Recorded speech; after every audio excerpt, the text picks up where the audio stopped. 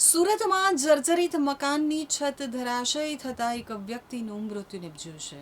સુરતના લસકાણા વિસ્તારમાં આવેલા 4 નંબર રોડ ઉપર આવેલા રામદેવનગરમાં લક્ષ્મણભાઈ રબારીનું જર્જરિત મકાન હતું, જેનું છજ્જુ ધરાશયી થયું ત્યારે તે વિસ્તારમાં ભાડાની આવક માટે મોટા મકાનો તે વિસ્તારમાં બનાવવામાં આવ્યા હતા અને હાલ તે અનેક મકાનો જર્જરિત છે. તેમાં નાની રૂમ અને નીચે દુકાનો બનાવવામાં આવી છે અને તેમાં મજૂર વર્ગ ભાડે રહે છે. તેમાં વહેલી સવારે મકાનના છજ્જાના કોર્નર ઉપર બનાવેલા બાથરૂમ અંદર ત્યાં રહેતો વ્યક્તિ ટોયલેટ ગયો હતો અને અન્ય એક વ્યક્તિ બહાર ઊભો હતો ત્યારે અચાનક ટોયલેટની સાથે આખું કોર્નર નીચે ધરાશયી થયું હતું. અંદર બેઠેલા વ્યક્તિ નીચે પડતા અને છજ્જા નીચે દબાઈ જતા તેનું મૃત્યુ થયું હતું. અન્ય એક વ્યક્તિને હાથ પગમાં ઈજાઓ પહોંચી થઈ હતી. તો ફાયરને જાણ થતાં ફાયર અને સુરત મહાનગરપાલિકા ઘટના સ્થળે પહોંચ્યા હતા. ત્યારે ઈજાગ્રસ્ત બંને વ્યક્તિને હોસ્પિટલ ખસેડવામાં આવ્યા હતા.